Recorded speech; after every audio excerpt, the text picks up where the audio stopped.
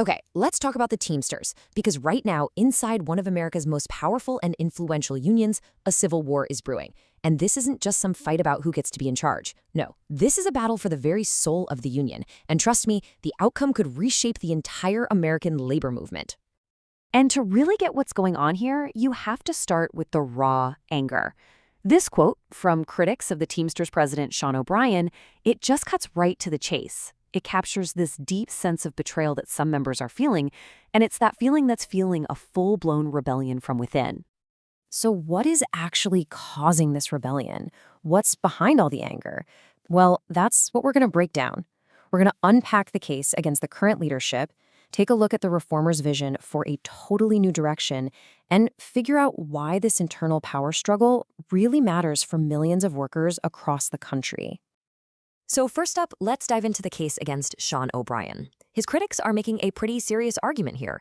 They're saying this isn't just about a policy disagreement or a simple failure. They're claiming it's a fundamental betrayal of the very members he was elected to fight for. And look, these accusations are incredibly specific. Critics are pointing to a whole list of crucial pro-worker rulings that they say are now at risk of being completely wiped out. We're talking about huge wins, like the ban on captive audience meetings, where companies force workers into anti-union propaganda sessions. And maybe the biggest one of all, a decision that could finally reclassify Amazon drivers as employees, which would give them the right to organize. So you gotta ask, why would all these hard-won protections be on the chopping block? Well, the accusation is that they were sacrificed for a political deal.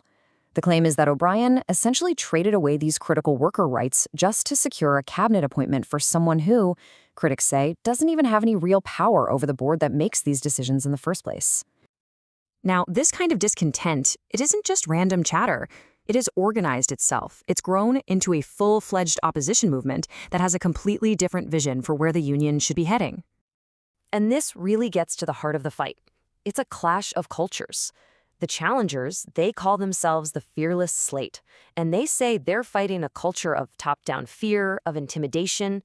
Their vision? A union where the real power flows from the members up, not the other way around. So who exactly is the Fearless Slate? Well, it's this coalition of longtime Teamsters, folks from local chapters all across the country, led by Richard Hooker Jr. out of Philadelphia. And they're running on a platform that is all about fundamentally changing how this massive union operates. And they're not just criticizing the current leadership. They've got a very concrete step-by-step plan. They're pushing for things like open bargaining, which means members could actually see what's happening in negotiations. They want direct elections for every single leadership role. And a big one, they want to rebuild alliances with the rest of the labor movement. This whole conflict, it goes way deeper than just internal union politics. It's also about external power. It really exposes this deep divide over political strategy and asks a huge question. How should a union like the Teamsters actually use its influence in the world today? So the challengers look at the current leadership's strategy, and they say it's a huge mistake. They claim that by getting so close to one political administration, the Teamsters have actually isolated themselves from the rest of the labor movement, and, in doing so, have weakened their power to fight for all workers. To really understand the alternative path these reformers want to take, they point to a completely different model. They look at campaigns like Zoran Manmani's in New York City as a blueprint for how you build power. Not through backroom deals, but through broad public solidarity. And just look at how broad this coalition is. Mamdani didn't just get one union to back him. He brought together auto workers, teachers, service employees, hotel staff, everyone. By bringing them all to the table, he created this unified political force that was just impossible to ignore. That's the model they're talking about, strength in numbers. So this really lays out two completely different playbooks. On one side, you have the approach O'Brien is accused of taking, potential isolation in exchange for some political access. And on the other, you have the Mamdani model, building a broad, unified coalition from the ground up to create independent power. Okay, so this brings us to the really crucial question. Why does any of this matter to people outside the Teamsters?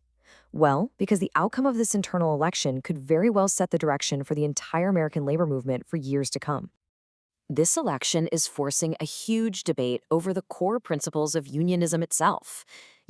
How democratic should a union actually be? What's the smartest, most effective way to fight corporate giants like Amazon? And is it better to play the inside political game or to build an independent movement completely outside of it? So ultimately, as the Teamsters head towards this massive internal showdown, the question becomes so much bigger than just one union.